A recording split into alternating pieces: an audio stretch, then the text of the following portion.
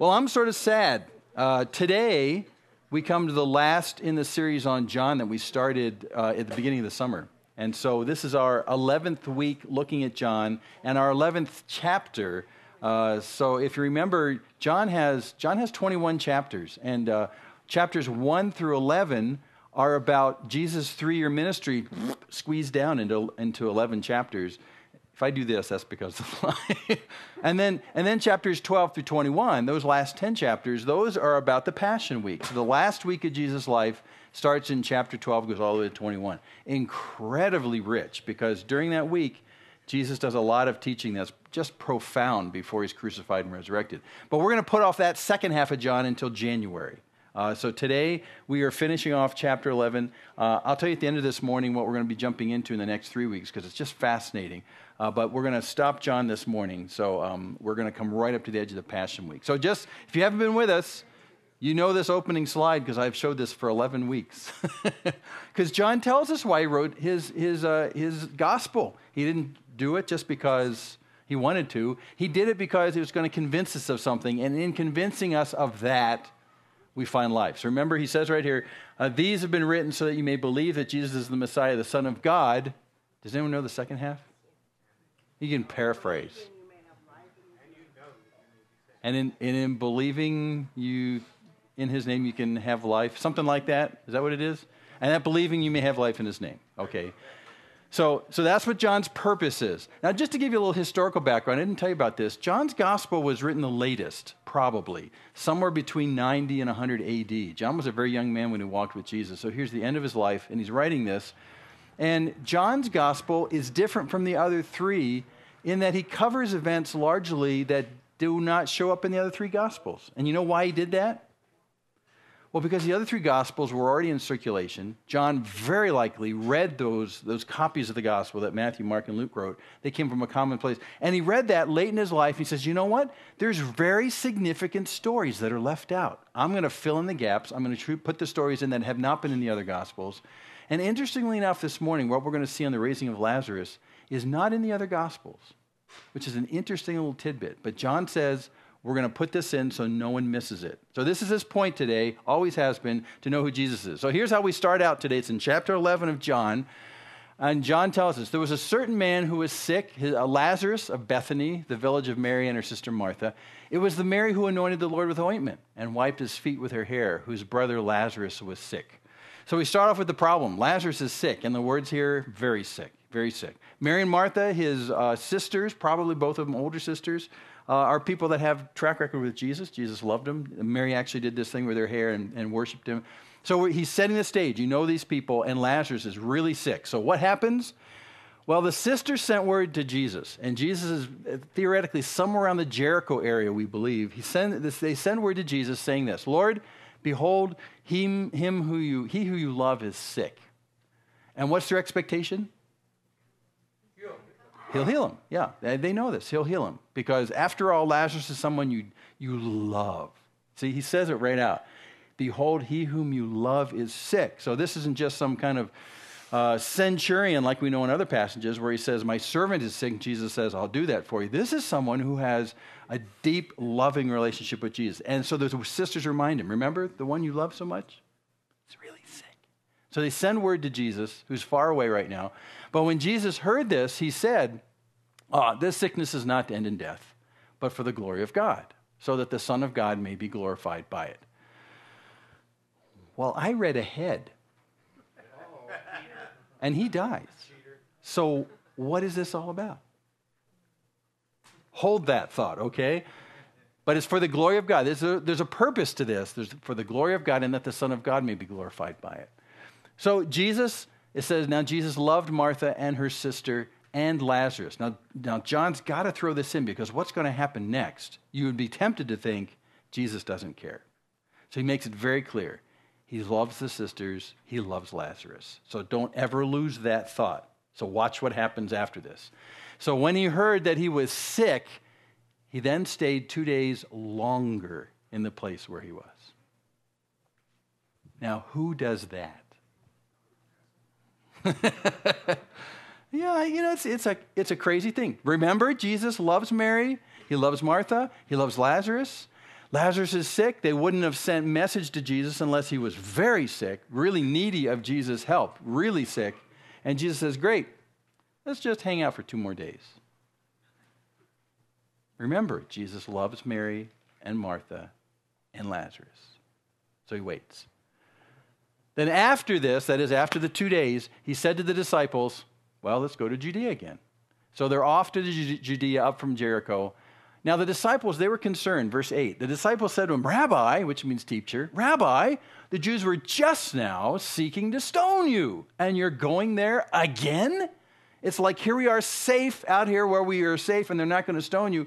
In fact, we know from our reading from the last 2 weeks, they tried to stone him twice in the last 2 weeks. Yeah. So, this is a bad place to be to go back. So it's very clear that going back into Judea, technically into Jerusalem itself, is almost a suicide mission for Jesus. And they know this. They know this really well. But Jesus says, we're going. We're going to go back. And Jesus tries to kind of help their fears. Listen, aren't there 12 hours in a day? If anyone walks in the day, he doesn't stumble because he sees the light of the world. But if anyone walks in the night, he stumbles because the light's not with him. What? See, if I was writing the Bible, I would have, my snappy comeback to the apostles was, I'm King of Kings and Lord of Lords. They can't kill me unless I let them. Oh, and then you whip out this flaming sword, and then lightning comes down. It's like stilling the storm. It says, come on, I'm in charge of things. This is not haphazard. That's what I would have done. But I think more like a comic book than reality. So that's what I would have done. But instead, Jesus says, there's 12 hours in a day. Now remember, during the daytime, you can work. You can work in your fields. You can fix your wagons. You can do whatever you want to do. But when it gets to be nighttime, you're heavily restricted because there are no street lights. There's no power in your house. All you have is these little lamps inside. I mean, there's not much you can do when it gets dark. So what happens is in their culture, since they don't have electricity, when it's daytime, you move. I mean, it's right now because very soon the opportunity to make a change in your life is going to stop because it's going to be dark. And that's the metaphor he's using. While we have light, which is right now, we got to do what we need to do because soon we're not going to be able to. So let's hustle and do this. It's the same thing we use when we say time's a wasting, or there's not much candle wick left. We got to move. We got to move right now. We got to move. There's an opportunity is going to close. So that's all he's saying. So we've got to do this. If anyone walks in the night, he stumbles because the light's not in him. And he's actually referring back to the fact that he's the light of that world. Don't worry about it. We just need to do this. So then he said, and after that he said to them, listen, our friend Lazarus has fallen asleep, but I go so that I may awaken him out of sleep. And you're kind of a shallow thinking apostle, and you know what you say to him? You say this, well, if he's fallen asleep, he'll recover. Right? Why should we go back to Judea? Why should we go back to Jerusalem? They're just going to stone you again. Listen, if Lazarus is sleeping, he'll wake up. Let's just stay here. And Jesus tells you, I'm going to go wake him up. I'm going to go wake him up. So they're thinking, so we're going to go through all this pain and suffering, potentially suicide mission, and you're going to walk into Lazarus and Mary and Martha's house, and you're going to go to where he's sleeping and go, Lazarus, wake up. Okay, and we're here for that? That doesn't make any sense. So Jesus has to get literal. Now, Jesus had spoken of his death, but they thought he was speaking of literal sleep. So Jesus gets very clear. Jesus then said to them plainly, listen, Lazarus is dead. I know, I laugh here too. He's dead. Come on. And I'm glad for your sakes that I was not there, so that you may believe. But let us go to him. He's dead. Okay? Famous word from Star Trek, from Bones. Jim, he's dead. So it's very clear. Lazarus is dead. And now he's saying this is actually a good thing for you. It's a good thing I waited because the benefit from what you're going to see happens is going to mean you're going to come to believe. The apostles don't fully believe who he is, even right now. Even after, listen, Jesus at this point has already raised 2 people from the dead. The widow at Nain, Jairus' daughter, 2 people have raised from the dead.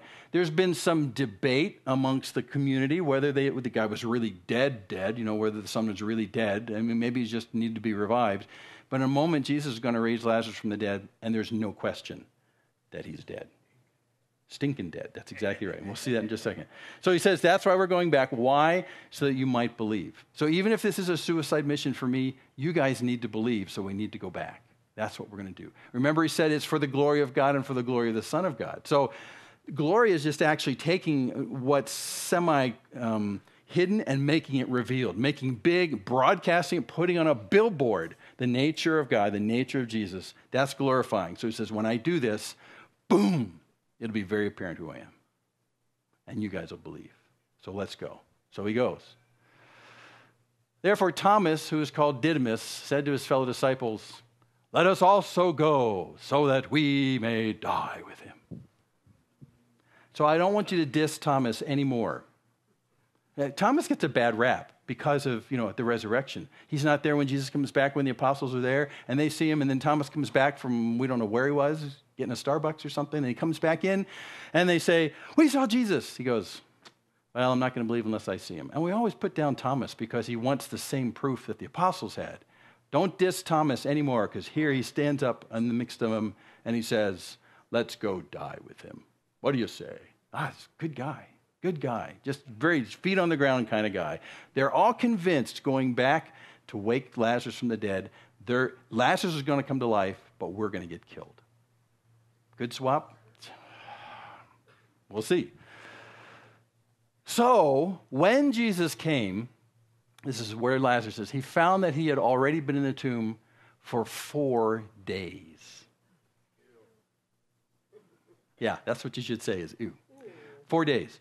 Now, remember, Jesus stayed far away in Jericho for 2 days. That still would have meant that if he just left immediately, he would have been dead for 2 days. The transit time from where Mary and Martha lived, just on the outskirts of Jerusalem, down to Jericho, that's a day travel to get down to there pretty much, send the message. It's very likely that based on that and the transit time back, that when the messenger left home in Bethany, he died right after the messenger left. 4 days later. So Jesus is making sure that he's really good and stinking dead. 4 days. By the way, too, 4 days, there's kind of a Jewish myth about how long it takes you to really die, and that myth is 4 days.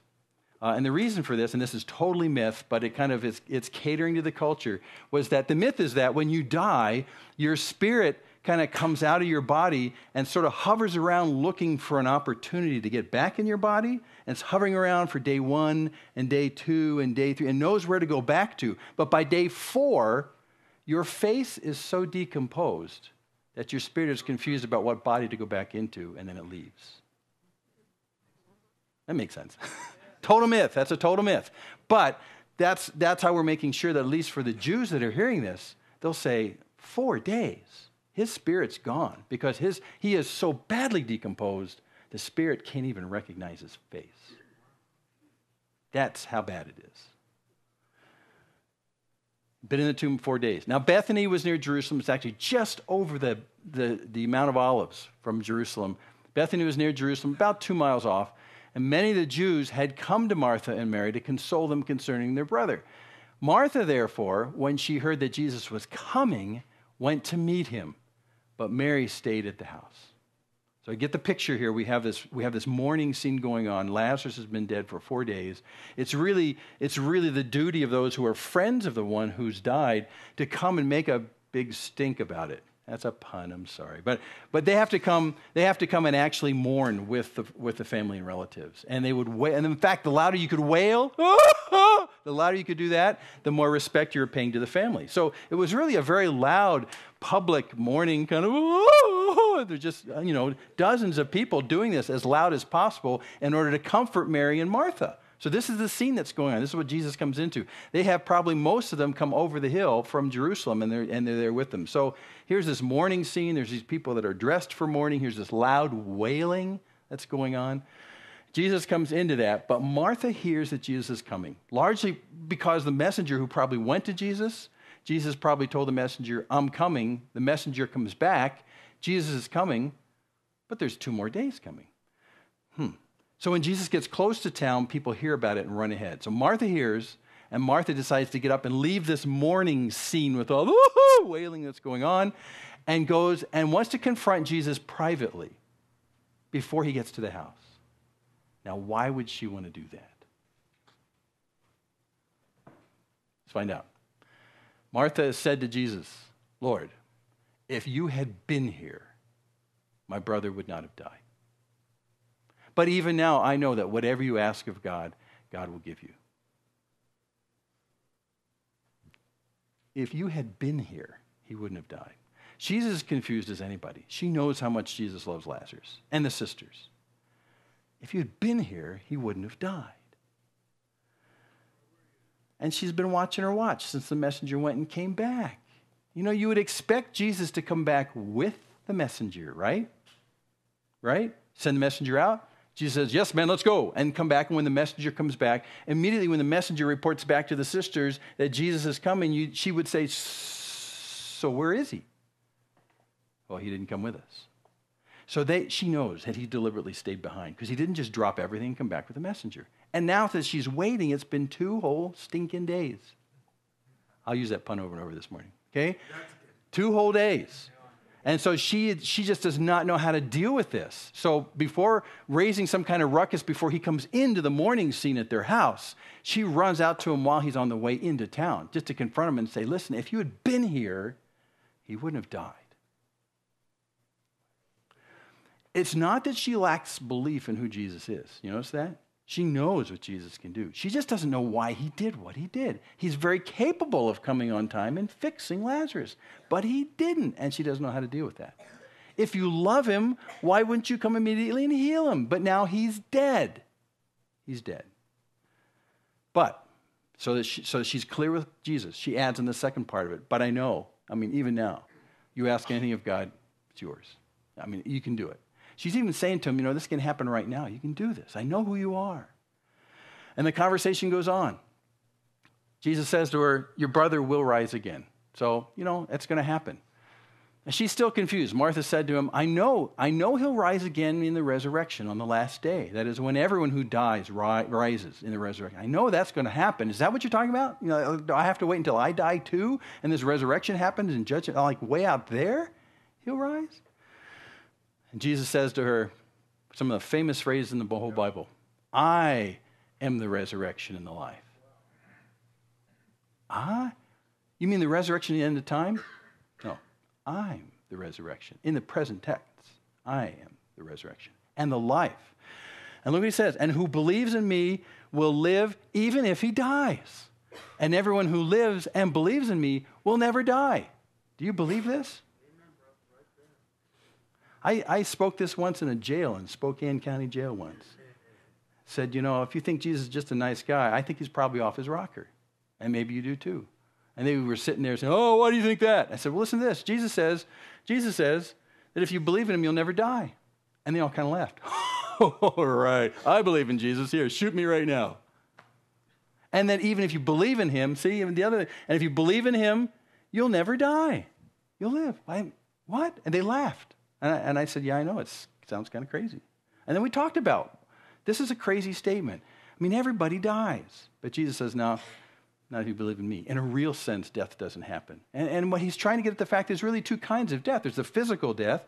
Your bodies are probably already telling you they're getting ready to die because fewer things are working than they were a year ago. your body's just saying, I'm checking out. But there's actually a bigger deal. There's a spiritual death that happens. There's life that comes from relationship with God through Jesus. That's real life. That's the blood that pumps through your spiritual life. He's saying, if you believe in me, you'll never experience that kind of death, ever. So even for Lazarus, although he's physically dead, he's saying the real death isn't going to happen because he believes in who I am. He really does. But Jesus is going to make this very physical in just a second as well. But I am the resurrection and the life. He's saying that you don't have to wait until the then for life to come to resurrect you from death. Even if you live in darkness and the shadow of death, is what Isaiah says, he'll bring life. Even now. He's present right now. I am the resurrection and the life. Now, if you were confused about who Jesus was up until this point, you won't be confused with that because there's only one being in the entire universe that controls life and death, and that's God himself. And even in the midst of decay and death, I bring life, he says. It goes on. So she says to him, yes, Lord, I have believed that you are the Messiah, the Son of God, even he who comes into the world. She says, okay, I know who you are. I believe in who you are. And you are the resurrection and the life. It's never been an issue that I don't believe you. Just an issue of I'm confused. But she says three ways that he is this important person promised in the Old Testament. She says it three ways. They're all equivalent. You're the Messiah, which means the anointed one, the one who has the oil put on his head, an anointed king. That's what happened to David. Remember that when he was a small boy? You're the Messiah. You're the anointed one. You're the promised one. You're also the Son of God, another name for the Messiah who's the Son of God. And then finally, who comes into the world. That is, you existed outside the world and came into the world for a visit. And then you're going back again. Jesus says to the Jews, remember this a couple weeks ago? I'm from above. You're from below. Remember? That's what Jesus, and so she's saying, I know who you are. I'll say it three different ways. Okay? You're the Messiah. You're the Son of God. You're the one who comes down to our area. So she says it three times. And in Jewish kind of emphasis idiomatically, if you wanted to get rid of this fly, if you wanted to say something sure, you'd say it three times, three different ways. Okay? We're kind of clumsy about that in our culture, you know. We say to our spouse, I love you. No, I really, really love you. No, I really, really, really, really love you. And that's a lot. But, you know, you say it three times, that's the emphasis. She says it three times, three ways. I know who you are. So it's never been an issue about that. But Martha is still, she's a doer in the word. She does stuff, and she does not understand why, if Jesus loves Lazarus and loves them and who he actually is, which she's unwavering, why would he delay? Why would you not be a doer like I would? So she's confused by that. Well, we leave Martha. When she had said this, she went away, called Mary, her sister, who's back at the house, remember with the wailers, saying secretly, the teacher's here and is calling for you. So now they're going to swap places. Mary's going to go back to the house, and Martha goes back. Mary gets up and leaves. When she heard it, she got up quickly and was coming to him. Caused a little bit of stir in the house because Jesus hadn't yet come into the village, but was still in the place where Martha met him. So he stayed outside of town. And the Jews who were with her in the house, the mourners, the wailers, and consoling her, when they saw that Mary got up quickly and went out, they followed her, supposing she was going to go to the tomb and weep there. And this is a really natural response. She's in the house, and they're all wailing, and then she gets up suddenly, and she leaves the house. Well, she's going to go to the gravesite. Let's go with her. So they all get up and they go with her. They follow her right out of the house. Martha was more clever. She snuck out and no one noticed, but Mary gets up and they all follow with her. So here's this crowd going out on the road, and soon she comes to Jesus. Now, notice the differences. Therefore, when Mary came where Jesus was, she saw him and she fell at his feet. We don't really know what the posture of Martha was. I always see her kind of standing like this. If you had been here. That's how I see it, because there's not much contrite, but Mary is just broken by the whole thing. She comes and she sees Jesus, she falls at his feet. Now, she's a tender heart. She's a very tender-hearted person. What do you think she would say to Jesus?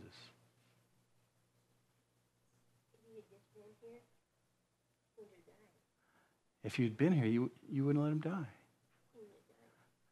That's what she says. Lord, if you'd been here, my brother would not have died. But it's her posture that's somewhat different. Here, she's just at his feet. And she states what she believes in him. If you had been here, we wouldn't be suffering all this right now. If you'd been here. I think the difference is, in some senses, Martha kind of chastises Jesus out of her confusion. Mary just says, I don't get it. But if you'd been here, you wouldn't have died. I don't get it. And she stays at his feet, just broken. Wordless after this. When Jesus therefore saw her weeping, and the Jews who came with her, remember the professional mourners, also weeping, he was deeply moved in spirit and was troubled. I got to stop here for a second. There's a very interesting Greek word thing that happens right here. When it says he was deeply moved in spirit, no one can quite translate this word really well. It's a word that's used in ancient Greek to mean basically a deep, inside, emotional troubling. The word is used in other places in the New Testament. I'm going to swallow that fly. It's used in the other place in the New Testament for something happens and someone has an angry response. You know when something really unjust happens and inside you go, that's wrong. You know that thing, that spontaneous, emotional, blah. That's what this word is.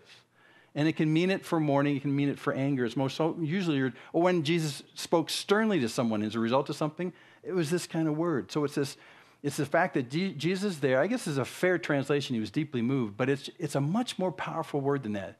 He saw this, and his inside gut went, oh, no. You almost can't put it into words. He just, he saw these people mourning, and there's something that's actually borderline angry about what he's seeing right here. That's the deeply moved. It wasn't gushy love, with little flowers around and unicorns and marshmallows. It wasn't that. It was a deeply disturbing, almost anger about the situation. That's the deeply moved right there. The same thing happens when you see injustice visited upon your kids, if you have children. And like when your child comes home and says, I've been bullied in the schoolyard, and something inside you goes, ugh. And if you don't control that, you're going to go to some parent and, knock them out. But the actual act of someone visiting that kind of unfair injustice against your child, something inside you just goes, that's just wrong. That's exactly what's going on here. He hates to see what's happening to these people. And why? Because he delayed 2 days? Is he telling himself, I shouldn't have done that? No, it's not that at all. This is a gut response to the effect of sin and death, to death itself. I hate death. I hate what it's doing. Look what it's doing to these people. Mary's at my feet. She's crying. All these people are wailing. The loss of someone that you love, the separation, I hate this. This is what's going on. Deeply moved. He was troubled. And he said, where have you laid him? And the people with her, they said to him, Lord, come and see. I don't think Mary at this point is even capable of saying anything out of this. When he says to her, where have you laid him? They have to answer for him. This way, we'll show you. And then we come to one of the most famous verses in the entire Bible again. Jesus wept. And the shortest. Yeah, I remember quoting this in Sunday school. Can you quote a verse from the Bible? Yes. Jesus wept. But why would he weep? He already told the apostles that Lazarus is going to be raised from the dead. You remember? We need to go there and I need to wake him up. We need to raise him from the dead. What's the big deal? Is Jesus acting? No, it says he was deeply moved almost to an angry level in the previous verse. And then when he actually comes and he sees the tomb, he sees it closed up. He sees the finality of death and the decay, where that decay takes place. He wept. And why again? I think out of love for the people, for what death does in separating us from the people that we have fellowship with. That's a horrible thing, that separation. Horrible. That's death in a real sense. Yeah, Larry? I think that's the only recording in Scripture where it says Jesus wept, right? Yes, only place where we see Jesus weeping. But this really shows his human side, that he really Exactly. was man, and all the miracles and everything else. Yeah. But this shows that he was A real man. a real man, and this is his. So there's no way we can ever say to God, you never really understood. You don't know what it's like to lose someone. He says, yeah, I do actually. I saw what death does. Death was never really part of God's plan. We brought it on ourselves because of sin, because the wages of sin is death. And death is a separation. When you grieve for someone who's just died, on the one hand, you can celebrate their life and what a great blessing they are to you. But on the other hand, you're saying, but it's stopped now. I'm not going to see this person anymore. And it's that separation, that grief from the separation, that you say, that's just not right. Why does love and relationship have to come to an end? That grief that comes. And Jesus sees this and weeps. There's something also about the finality of this grave. You come to the grave and you see how they took the body of this person, they put it in the grave, they rolled the stone in front of it, and they said, that's it. We laid him in there, now all he's going to do is rot. He's gone. And every day that transpires, he's that much further gone.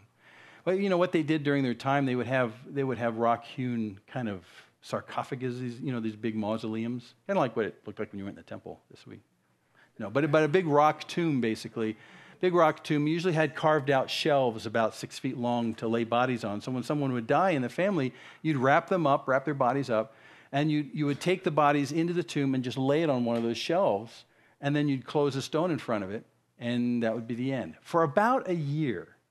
And then about a year later, you'd come back to the tomb, you'd unroll the stone, you would unroll the body, which is now fully decayed after a year of being in here, and you would collect the bones of the body together. This is a family event, nice outing in the park. You'd collect the bones together, and you'd put the bones into a hewn stone kind of box, a bone box, yeah, about this long. In fact, the bone boxes were just a little bit longer than a human femur, because that was the longest body bone.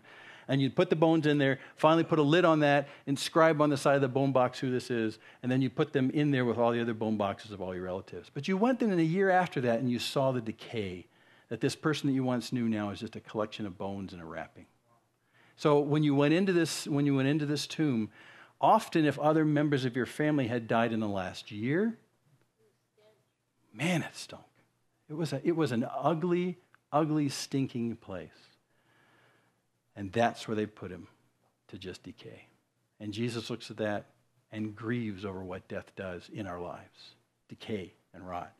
So Jesus weeps, and the Jews are saying, see how he loved him? Remember, the degree to which you weep proves how much you love and are concerned for the family. So Jesus weeps and say, look, he must have loved him too. But some of them said, could not this man who opened the eyes of the blind man have kept this man also from dying? Remember, we had that blind guy just a while ago that Jesus healed. No one heals a blind man born from birth blind except God himself. And the scribes and the Pharisees, this is messing up their heads. Well, he can't be from God because he did it on the Sabbath, and that's just wrong. Well, he must be from demons or Satan. Well, that's not right either because only God can heal the blind. Well, I don't know what happens. I don't know. And they went into this big debate and they decided the easiest way to figure this out, let's just stone him. What do you think? Okay. We'll erase the problem. We'll act like it never happened. Except that the problem was the blind man, as he walked around, it was more of a problem than anybody else because he'd walk around and he'd say, I can see now. And the Pharisees didn't like that because it was a walking testimony about what Jesus did. And they hated that. It's going to happen to Lazarus in just a second too. Couldn't he heal a man if a blind man came to have sight? Yeah, and they're right. He could. So Jesus, again, being deeply moved, same word within, kind of semi-anger, welling up emotion, came to the tomb. Now it was a cave, and the stone was lying against it. There's a round thing. This is actually a picture of a first century tomb in Israel right now. Remember, they cut the stone. You make it round so you can roll it, right? So you can roll it. And it's in a channel that's carved right there. You roll it a little bit uphill. The channel goes a little bit uphill as it goes away from the mouth of the tomb. You roll it uphill. It takes several men to roll it up. You put a pebble there to wedge it to keep it open. You put the body in the tomb, and then to close it, you take the pebble out, and it rolls, and it's there. It takes more than one person to open it, which is why when Mary came to the tomb later on when Jesus died, she says, who's going to open the tomb for us? Not us. But it was already open. So there was, he's in a cave, stone is there. Jesus says, remove the stone. Now, get the picture here. Get the picture. Remember all those people that came with Mary to Jesus because the wailers? He leads them all over to the tomb. Now there's a crowd of people. All the professional mourners are at the tomb. Mary's there. Presumably Martha's there. We'll see in a second. They're standing there. And now the entire reputation of Jesus' ministry hangs on what happens next. He stands there and says, open the tomb. Now, between Mary and Martha, Mary's the deep-hearted one, Martha's the doer, practical person. As soon as he says, let's open the tomb, she says, Martha, the sister of the deceased, said to him, Lord, by this time there will be a stench, for he's been dead 4 days. Or if you've got a King James Bible, it says he stinketh. That's what it is. So she's being very practical. She's saying, Jesus, that might be a mistake, because if you open this up, he's just 4 days dead, and oh man, we're talking flies. Exactly. Yeah, it's bad. She's saying, it's like Jesus doesn't know this, but Martha's just saying, excuse me, we don't want to do this. Now, Martha, presumably because of the other stories you know about her, she's the hospitality person in their house as well. You know, she's the one who gets things going. She's actually the one who feels the responsibility for taking care of these people, these mourners who've come to their house. She's like the hostess for this thing. She's in charge of the wake, is what it is. So she's stepping in right here saying, Jesus, I don't think this is a good idea. Let's just go back to the house. We'll have a few things to eat, and we'll mourn a little bit more, and everything will be fine. Opening the tomb, bad move. That's everyone. It's going to wreck everyone's appetite. We don't want to do this. She's speaking the obvious, and she's speaking it for us, thousands of years later, so we can know what's exactly going on without problem. He's rotting. Let's just let him stay in there rotting. Now remember, she said earlier, you can do anything you ask of God. I've always wondered at this point why it is she's not rooting for him and saying, oh yeah, let's open the stone, let's open it, watch this, watch this. She's the practical side of her goes, yeah, ooh, you know, it's great. It's great to see her struggle in this. So Jesus says to her, didn't I say to you that if you believe, you'll see the glory of God? So there's big things coming right now. Hang in there. You believe who I am. Just hang with me just for a second, and you'll see the glory of God. You'll see who God is put on a billboard and made large. Here we go. So watch this. So they removed the stone. And by the way, I see things as a movie. I think when the handful of guys went up to move the stone, everyone else went, okay. Really, I think, whatever. I think this is what, they're really not sure what's going to happen. And then Jesus raised his eyes, and he did a remarkable thing. He prayed and said this, Father, I thank you that you've heard me. I know that you always hear me. That's not the issue. But because of the people standing around, that's why we know we have a crowd. Because of the people standing around, I said it so that they may believe that you sent me. So he's setting it up for us. He's praying out loud, and he's saying, God, thank you for sending me. Thank you for hearing me. I know you always hear me. But for these people right here, I want them to know that what's going to happen next is because I'm connected to you. Make no mistake about this. There's no Satan involved here. So he prays and says, listen, what's going to happen next is to the glory of God, so that you'll know on a billboard who God is. Amen, he prays that, and now again, he puts his entire reputation on the line. If what happens next does not happen, then everything he's ever done in his entire ministry falls on its face. Everything. Jesus did that also when he was crucified. He said, I'll come back in 3 days. If he didn't come back in 3 days, everything that he'd said in his entire ministry would be just bogus. So Jesus is taking his entire credibility of everything he's ever said, and he's laying it on this moment, and then later on in the moment when he himself dies. And if this doesn't happen, he's a charlatan. When he said these things, he cried out with a loud voice. You know this. Okay? Come on down. Lazarus, come forth. And then everyone who's like this is watching. The entirety of Jesus' ministry comes or goes on what happens in the next 10 seconds. Dead silence. I don't think anyone was laughing. Right. No, they're like this. No one's ever seen anything. No one's ever seen a tomb rolled away except for the purposes of going in and collecting the desiccated bones, not for something to come out. Alive. Yeah, and by the way, too, many commentators point this out. Because Jesus is the King of Kings and Lord of Lords, he's the only one that can bring life from death. If Jesus hadn't been specific here, Lazarus, if he just said, come forth, then that whole tomb might have emptied that afternoon. And all the tombs nearby might have emptied, where all these people are coming out and saying, hey, thanks, this is great.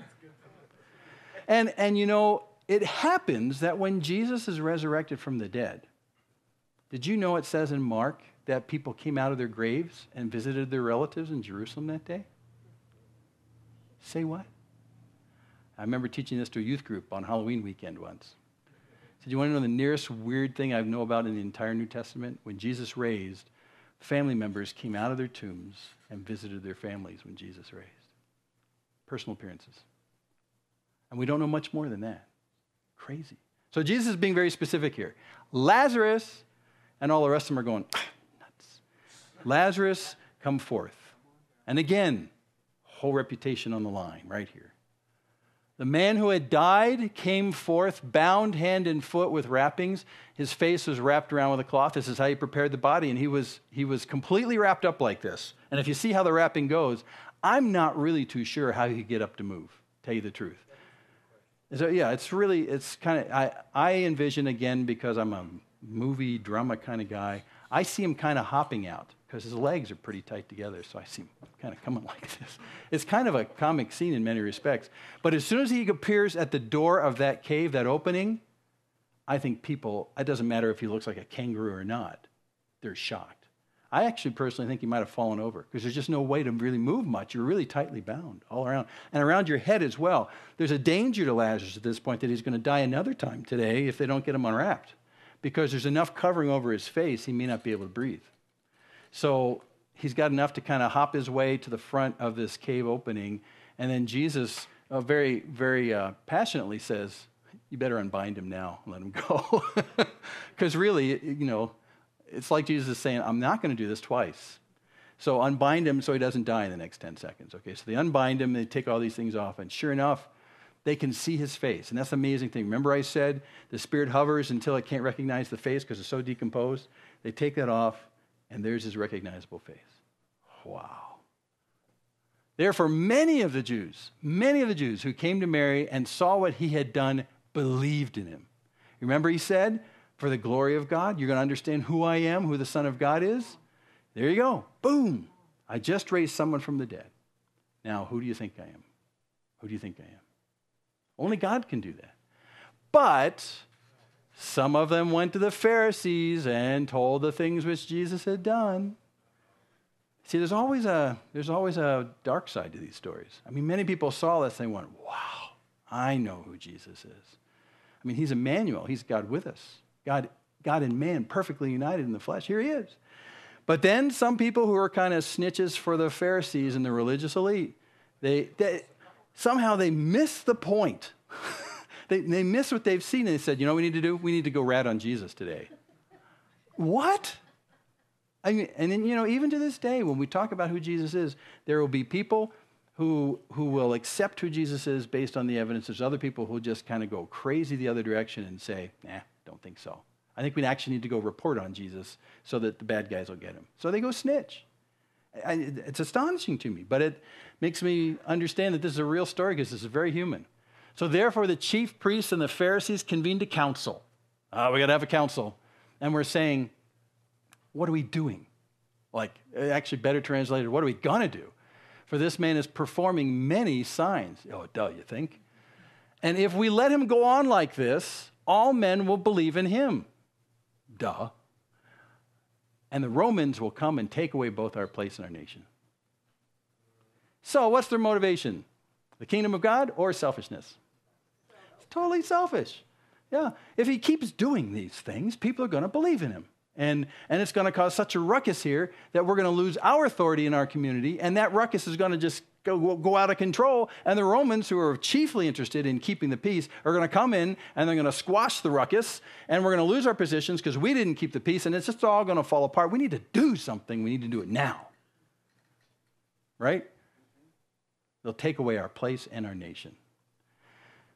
They're almost being prophetic, because in 70 AD, that's exactly what happens.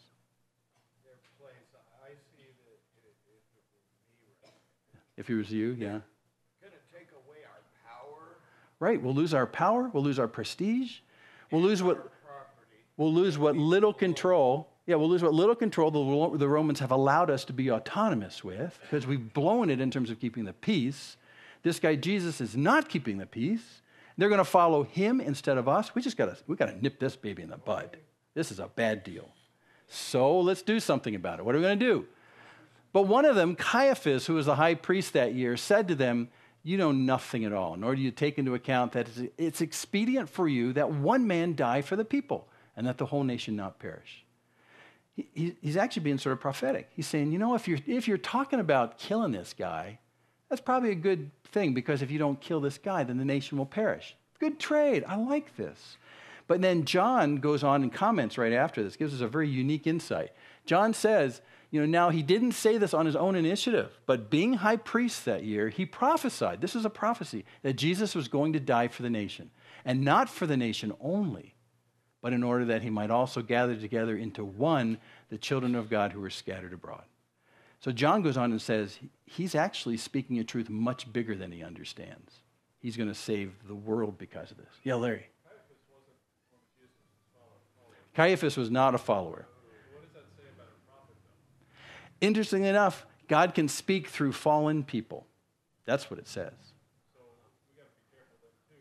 Yeah. Just not to follow that person just because they're speaking the truth. Exactly. You have to be sort of careful. But in this case, it's kind of a Balaam's ass kind of situation, where God speaks through someone who has no apparent authority in that sense.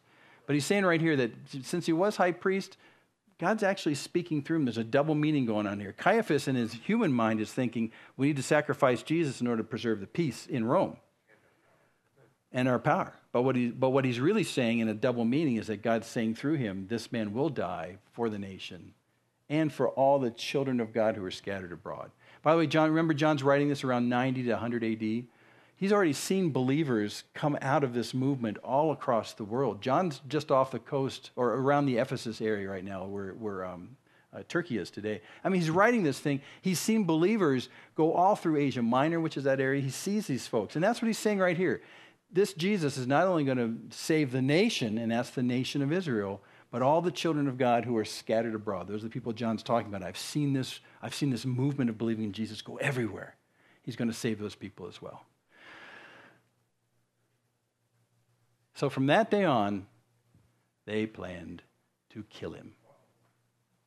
It's the only solution to the problem, right? Kill this guy. Because if we don't, he'll keep doing more miracles, and more people will follow him. They won't follow us anymore. They'll listen to him, and they're probably remembering some very frank accusations Jesus made to the Pharisees, and he'll continue to make in the next week. I mean, he's really in their face. We've got the only solution. And we're doing this for the nation of Israel. We're doing this for their good. Let's kill the guy, and we'll save the nation.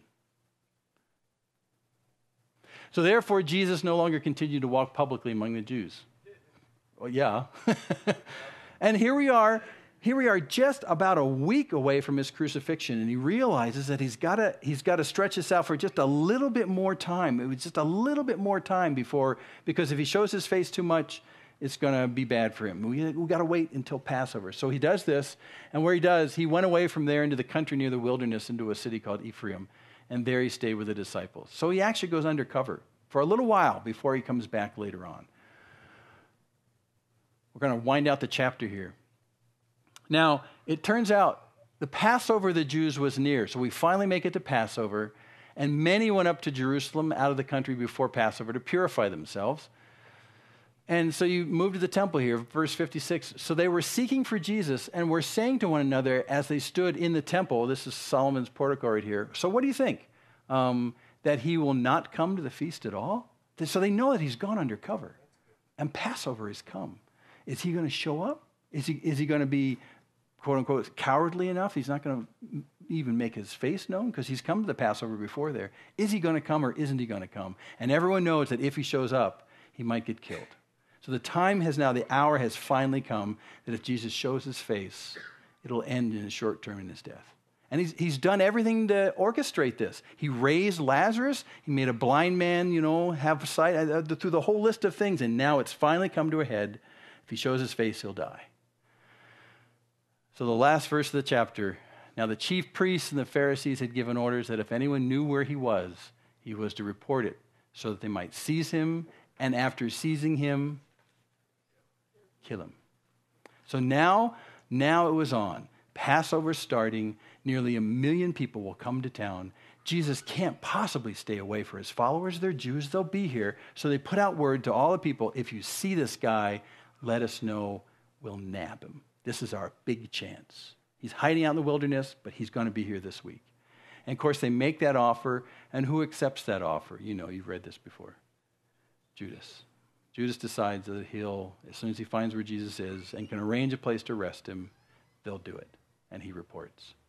That gets us to the end of this chapter. And we're going to pick up the next chapter all the way over. I like this fancy thing. Yeah. We'll pick it up at January 6th. We're going to come on in chapter 12. That's what we'll pick up. Because at the beginning of the Passion Week, it's the beginning of Passover in Jerusalem. It's the beginning of the last handful of days in Jesus' life. And that'll start in January 6th. But before we get to that, let me just make a few summary observations and we'll quit this morning. Number one, let's observe something about Jesus. Who did Jesus claim to be through this? The resurrection and life. He's the one that can bring life out of death. That's resurrection. He's life itself. And we know that's absolutely true. Sin brings death in our lives even right now. And if you look at your life and you look at the wreckage of what sin's brought and you think there's no way I can ever find life because of my history of what I've experienced, you're wrong. Because Jesus says, I can bring life out of that. And that's what we've experienced, those of us who follow Jesus. That's what we've experienced. Out of the wreckage of that sin and that death that presently clings around our feet, he brings life. He's the resurrection and the life. Number two, for believers in Jesus only, he says this is what he'll do. He'll bring life after death, and he'll actually prevent death. So he'll bring life after death happens, what sin does to us. But then from that point on, death is never even an issue. It says in Revelation, when we're with him in heaven and stuff like that, there won't be any more tears. Be no more grieving. There'll be no more sin. And that's why. That will no longer be a threat to us. Jesus is the Messiah. Yep. He's the Son of God. Yep. And also it's he who comes into the world. I talk about this many times to other people of other faiths, and I say, here's the deal. When we're trying to understand the truth of the way things really are, you're going to get a more objective view from someone who's not in this, from someone who's outside of it, from someone who created it, who can look in from the outside and tell us the way things really are. That's called transcendent truth. And Jesus is that. He's the one who comes in from outside the world and looks in and says, I can tell you the way things really are. He comes into the world. Now, I want you to consider Lazarus as we finish right here. Have you ever thought about what Lazarus went through? Well, you are him. You are him. Yeah. Just listen to this for a second. He suffered a fatal illness, and it was deliberate on God's part. Let that sink in for a second. Jesus could have fixed this and nipped it in the bud. But God said, I need to let this happen. If God is willing to let that happen to Lazarus for the purposes of glorifying himself, it's likely that he'll also allow some amount of death to happen to you so that it'll glorify him. See where I'm going here? Okay. Lazarus also wasn't healed. He was allowed to die when it was very simple for Jesus to have gone Shazam and he'd be healed. But he chose not to. Now, here's the issue. As Christians, many times we're told that when you become a believer of Jesus, he'll right all those wrongs and protect you from all that stuff. He'll snap your fingers, he'll fix you and all that kind of stuff.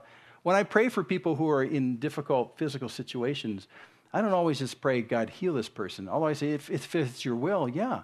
But you'll always hear me say, but God, in this situation, will you glorify yourself? Wherever you're willing to take this. And that may actually include death. Is the glory of who God is important enough for you to be smaller and him to be bigger? And that's really the clue here with Lazarus. Also, it brought widespread grief. What God may withhold to do in your life from a healing perspective is not just going to affect you, but it's going to bring grief perhaps to many people around you. Does God deliberately enjoy making people sad? No.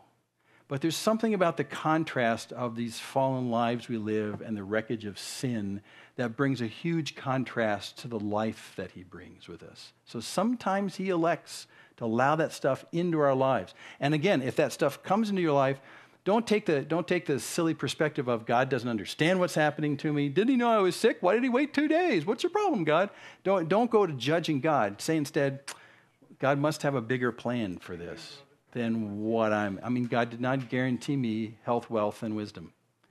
He guaranteed to glorify himself through you. And in my book, I love Jesus so much, that's an okay deal with me. Because just like John the Baptist, who's saying about Jesus, he needs to increase, I need to decrease. If in that process, God can make known to more people who he really is and the extraordinary loving kindness of God and his ability to bring real life out of death, amen, go for it. God, whatever your will is, let's do that. We are very much in Lazarus' shoes in that sense, turns out. Are you allowed to go through decay and become repulsive to people? I kind of amped that up a little bit. But there is a real sense in which even in life, the life that Jesus gives us, there is a certain repulsiveness to people, like those guys that went and ratted to the Pharisees. There's something about us that they say, I don't like that. But the issue is that God may allow for his own glory to allow you to go through things that you really didn't expect that you'd have to go through, that he can, at the snap of his fingers, withhold and change, if who he is made known. But in the end, he was raised from the dead. And he brings life. And he brings life to us as well. So he starts with us who are actually dead people in caves because of the sin that brings death. He brings us to life, and from that point on, everywhere you walk, you're like Lazarus, and they'll say to you, "Who is Jesus?" And you'll say like the blind man, "I was once dead, and he brought me life." Who do you think he is? "I was once blind, and now I see." Who do you think he is? And so your testimony from this point on in life is to say, I was living a dead man bones existence. And yet he saw me in my decayed, stinking mess and brought life out of death. And he can bring life out of death for you as well. And that's who we are. We are all Lazaruses now from that perspective. Wouldn't the Pharisees want to get rid of Lazarus? That's why I said I wouldn't want to beat him. Read chapter 12. Because after this event, he's got a contract on his life. Lazarus. Because everywhere he walked, people would say, it's that guy who died that Jesus brought back from the dead. There's nowhere that Lazarus could go where he wasn't glorifying, making known who God was, who Jesus is. There's nowhere.